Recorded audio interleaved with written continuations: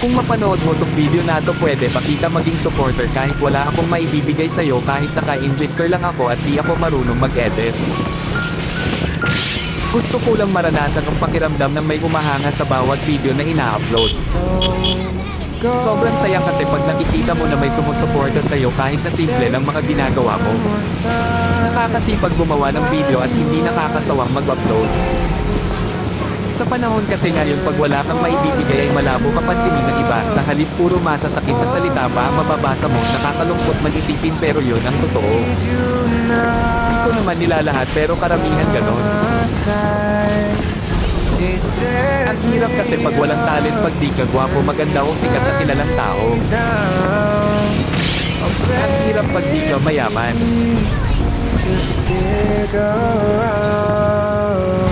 Okay lang sa akin basta lagi lang akong gagawa ng video kahit wala pang pumansin. Ang mahalaga lang sa akin ay kung makaalala pagdating ng panahon na mapabalikan mo.